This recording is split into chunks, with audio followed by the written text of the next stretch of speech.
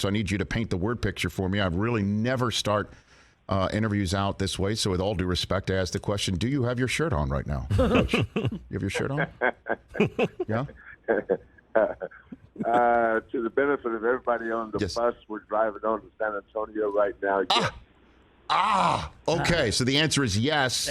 You do have your shirt on right now. How many people did you hear from after we saw your shirts off celebration with your team, Coach? You know, I didn't get to my phone until we're on the bus to get back. I think I had 300 and some texts. And at that point, you're just happy for emotion. I bet. So, and your kids must have loved that. They must have absolutely ate that up, right? You know, obviously something like that cannot be planned. A couple of years ago, we beat Ohio State to go to the Sweet 16. That was the year we lost to Kentucky. But it was a very similar situation. Back then, though, I was wearing a shirt and tie.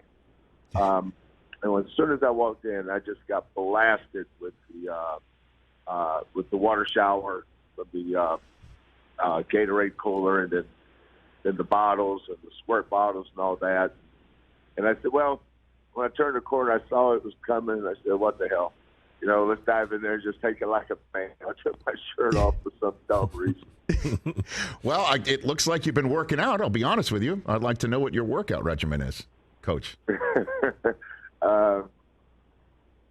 Just trying to stay up with these 18 to 22-year-olds by that, walking around a little bit. I bet. So let's get into the joy of it. And obviously, winning a tournament game is something you don't take for granted.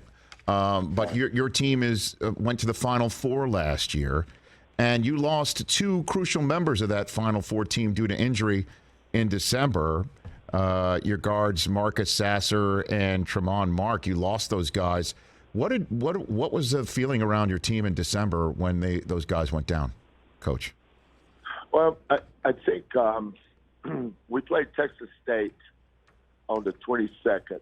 That morning, Tremont Mark, who had the huge play last year against Rutgers on our way to the Sweet 16, he had surgery for a torn labrum, and we knew he would be out 6 to 8 months. But that night, the game we played against Texas State, Marcus Sasser, who was clearly our best player, is having a great year, broke his foot, and I didn't find out until the next morning. We had 2 days, 2-day break for Christmas, the 23rd, 24th. We were coming back to practice the evening of the 25th. So when I got the news, my trainer called and said, "Coach, are you sitting down?" That's usually not what you want to hear. I said, "What?" I said, "Well, what is it?" He said, "Marcus fractured the metatarsal on his left foot." Then I said, "Well, what's the prognosis?" He said, "He's going to have surgery." And then, still holding out hope, I said, "Well, is he done for the year?" I just needed to hear it black and white. And I think from there, my mind just started racing. I know I just lost Tremont, now I've lost Marcus. That same game, Kyler Edwards had a grade 2 sprain of his left ankle. I knew we'd have him for a couple of weeks. So at that point, I was just counting bodies, raced to see how many we had, see if we could. I had 3 guards left in the program. But, you know, we just stayed in the moment. You know, we talk about just be where your feet are. Our next game was at Temple. We tried to figure out how to beat Temple, and then each game by itself. Just every game became our season. We really couldn't plan ahead because we had to figure out how we're going to win the game. And I think that's important for our kids to have something to believe in. What's the plan, Coach? You know, what do you want us to do?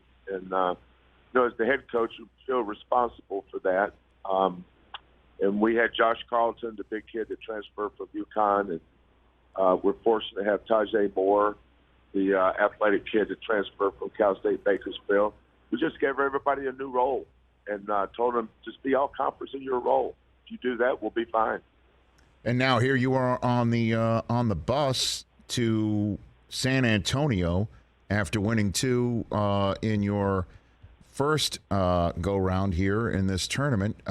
So I imagine, when you're taking on Arizona, there might be a nice home court advantage potentially in that arena, Coach. Potentially, we play in a beautiful, newly remodeled Fertitta Center. I think our first game was in 2018, but it's a beautiful, beautiful arena. And so we're going to try to make the AT&T Center where the Spurs play Fertitta South. But, when the brackets came out, Rich, you kind of peek ahead a little bit. Okay, whoever comes out of this bracket will move to the regional finals, and that'll be in San Antonio. I said, well, that will be nice. Then I quickly went right back to Alabama, Birmingham. Right. But now that we're here, it's awesome. In some ways, with this team, everything we're doing is gravy in a lot of ways. Who would have ever thought would have make the tournament after we lost those 2 guys? This team's just been phenomenal. These are good players. Now, we're winning because we have good players. Now, we don't have a lot of them, but the ones we have, we fight fatigue, we fight foul trouble. But Kyler Edwards, Jamal Shedd, Tajay Moore, that's a really good backcourt. Fabian White Jr. has been phenomenal in his fifth year. He had ACL surgery and missed most of the year last year. Josh Carlton, we didn't know what to expect, but we thought he was a good player and that we could develop him. And he's been better than we imagined. Our bench is thin. It's young. We have 2 freshmen and a junior off the bench, but those kids play hard. I think that's what we do. We have to make up for some things we don't have with our effort and our tenacity, and because we have great kids, they do it. So there's no magic here. We have good players, and they bought into our system, and I appreciate every one of them. Hey, you watched all the way to the end. Thanks for that. Watch more right here.